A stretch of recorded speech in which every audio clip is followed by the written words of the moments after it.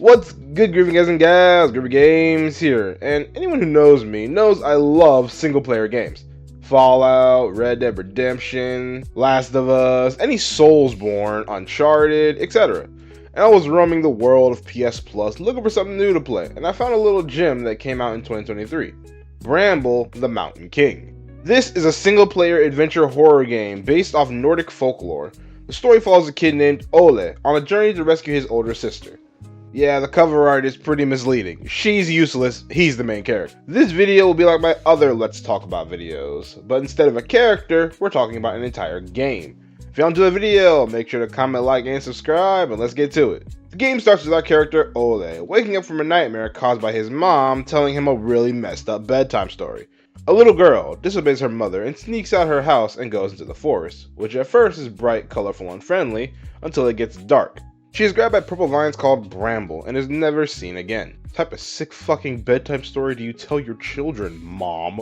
Ole notices his sister, Lilimo, has disobeyed her mother and snuck out into the forest. You go after her, and while looking for her, you find this bright glowing orb.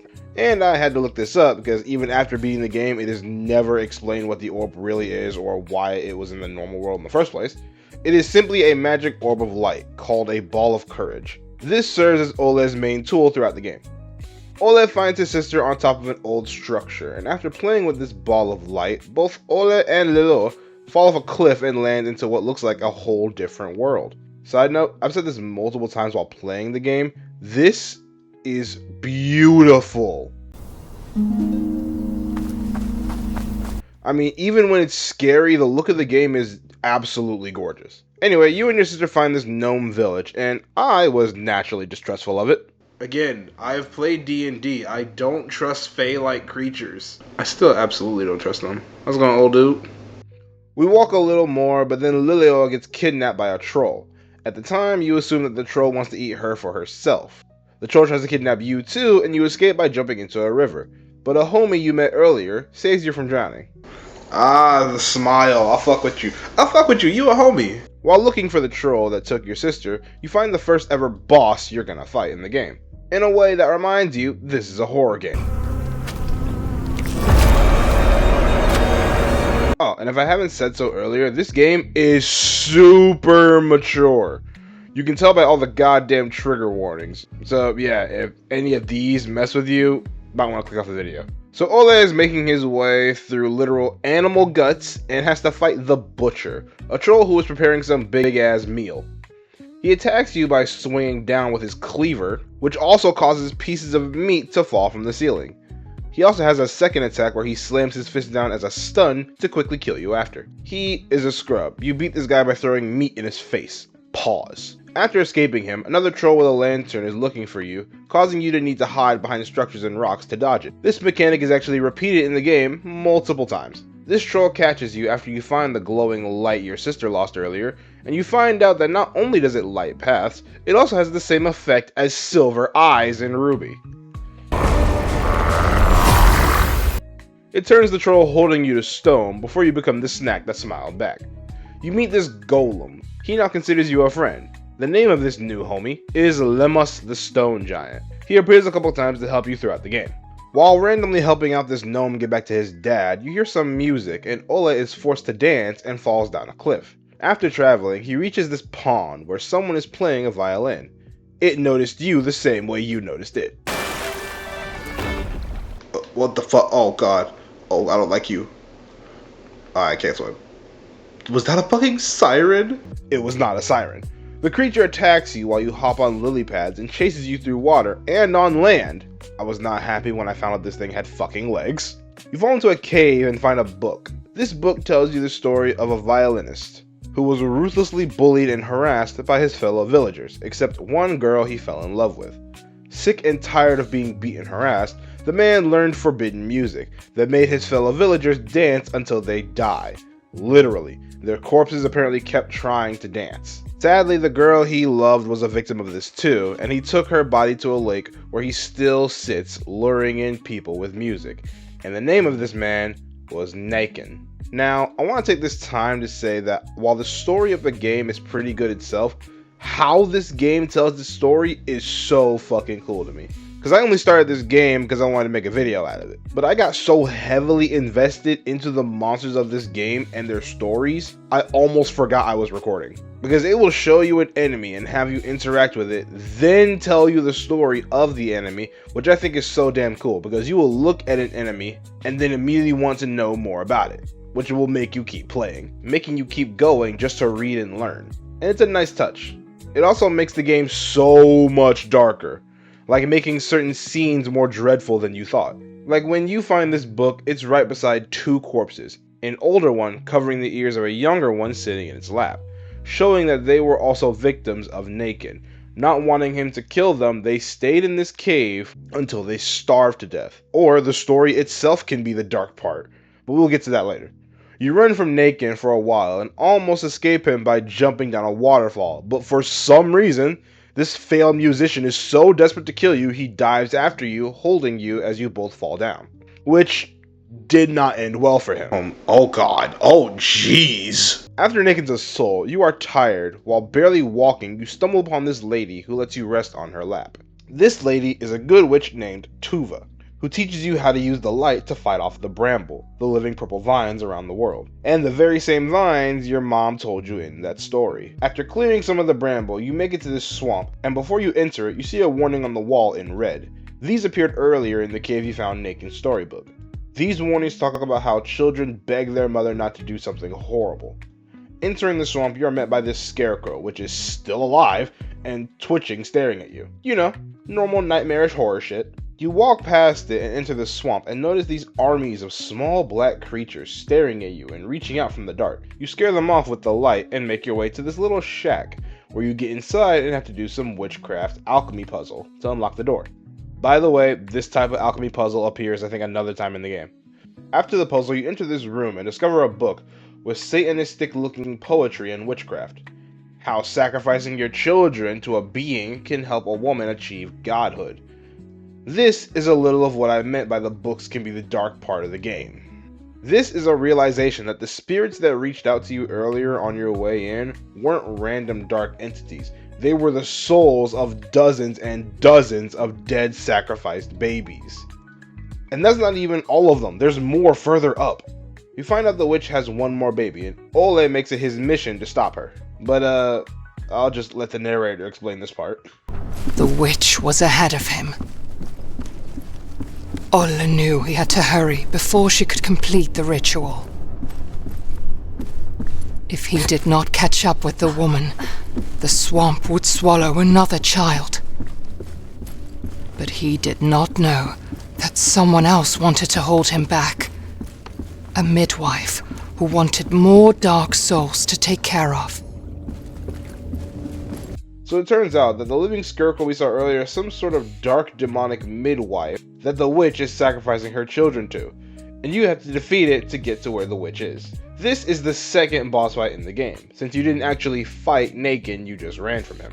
The witch uses bubbles in the water to distract you and throw you off track to her bubbles that show she's about to jump out and attack you. She may have more to her, but I actually one-tried her, so she's pretty freaking easy. I died to the butcher like 3 times. Kinda disappointing. You make it to the witch after dodging a random water creature, getting rid of more Bramble, and having to walk through the tortured dark souls of dead children. You make it to her ritual site to find...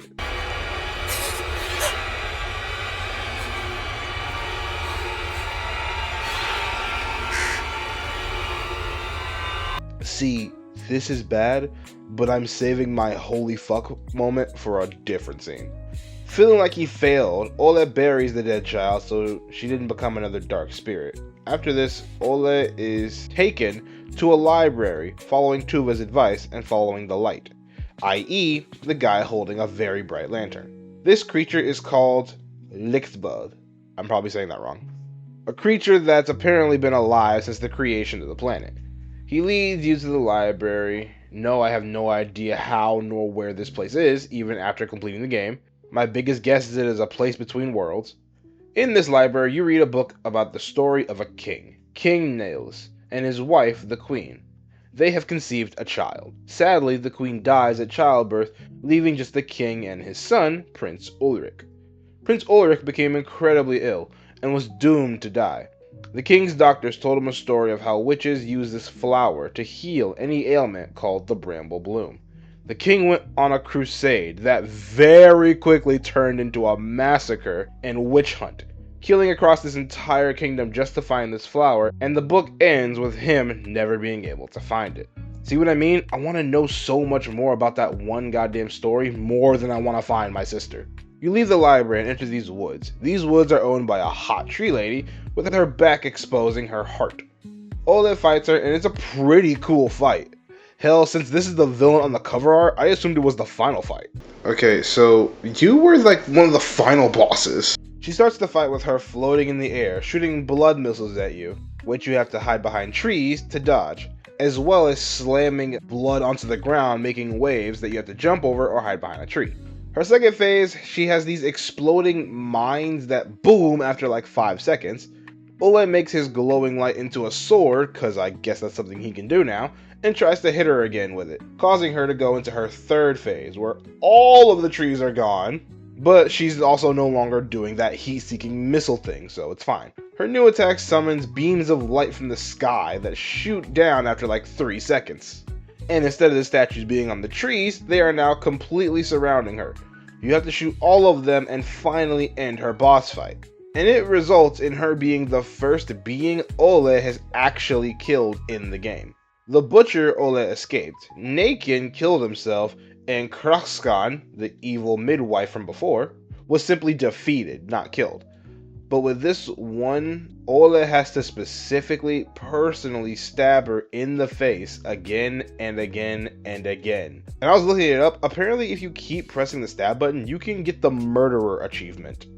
Anyway, it's obviously a lot for an 8-year-old boy to handle, and even Tuva is upset at what you've done.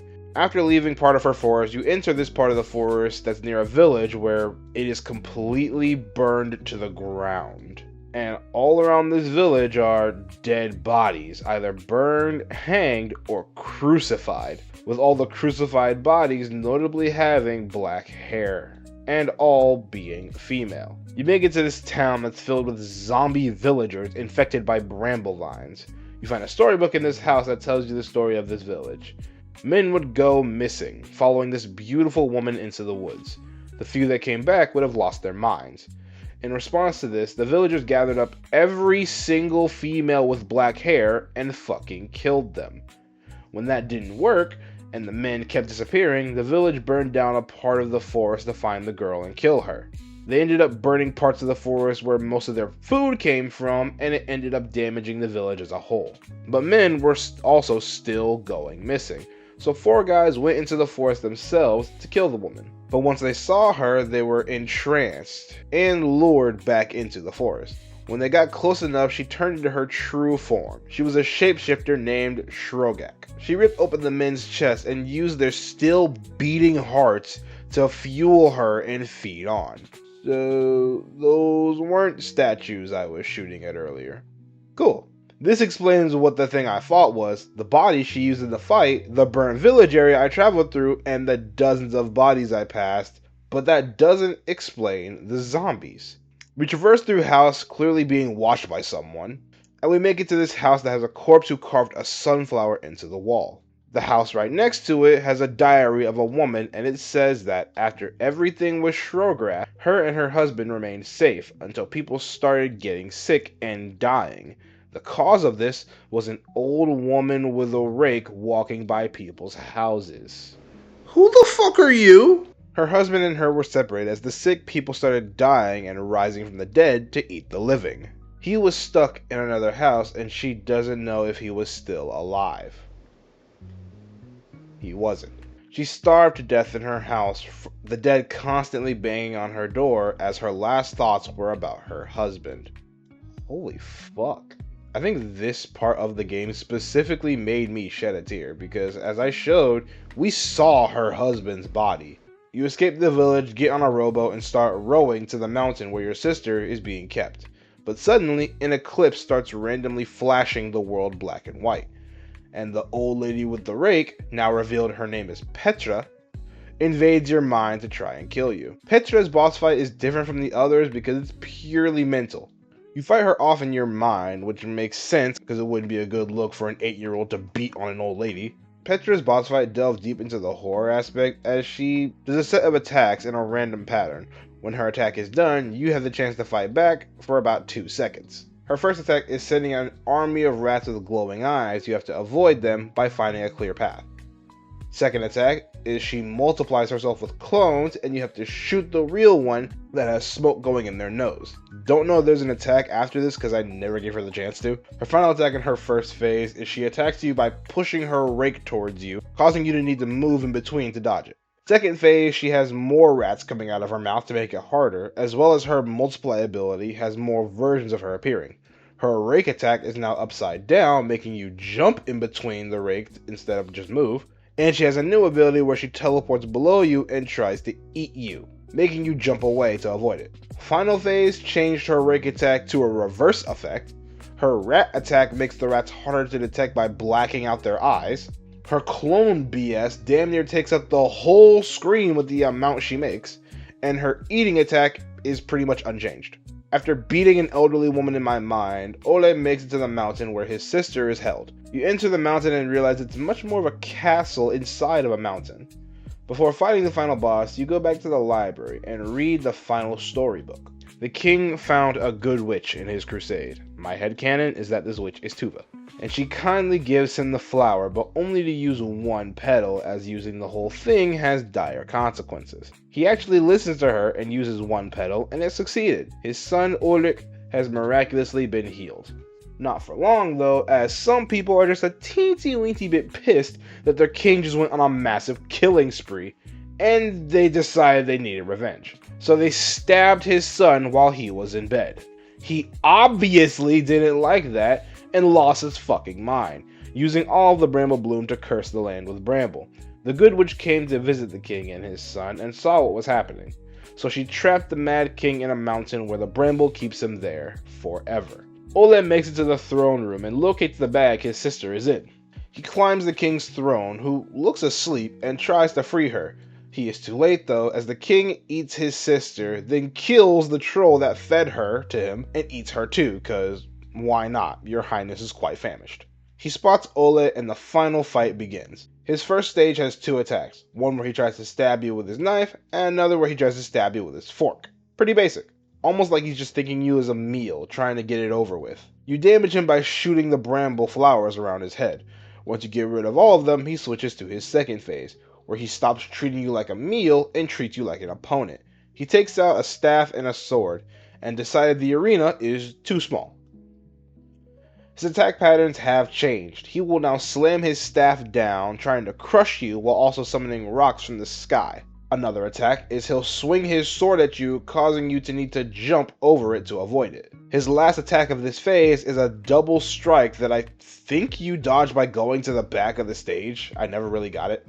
Now he will enter his third phase after that attack. Technically, it barely feels like a phase. He now swings his sword twice, one forward and one backwards, and that's basically it. He has the same attacks from his second phase, but that's the only new one that I can really think of. I don't know if I beat him too quickly to see more attacks, but whatever.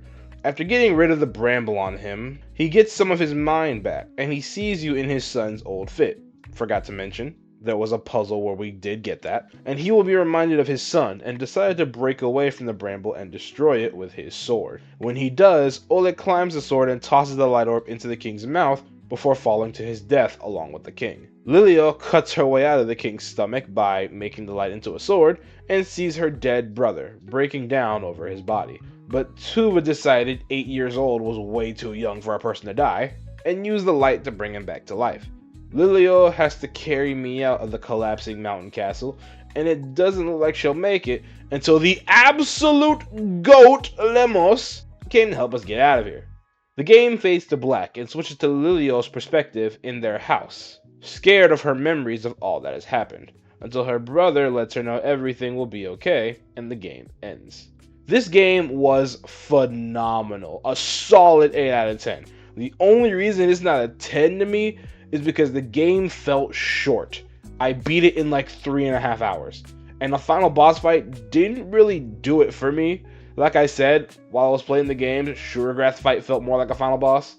But Bramble the Mountain King is a glorious story game that will have you entertained and intrigued from beginning to end. Don't be afraid to go check it out. Because I did leave out a lot, like this part where I used a gnome as bait for this blood creature, a whole new alchemy puzzle that you gotta do in the village, the fact that there are 2 separate levels where you have to dodge shockwaves. Seriously, it was a really good game. You have to go check it out. But that's all for today, y'all. If y'all enjoyed the video, please make sure to like and subscribe and comment down below what you thought of Bramble the Mountain King. This is Griever Games, and I'm out. Peace.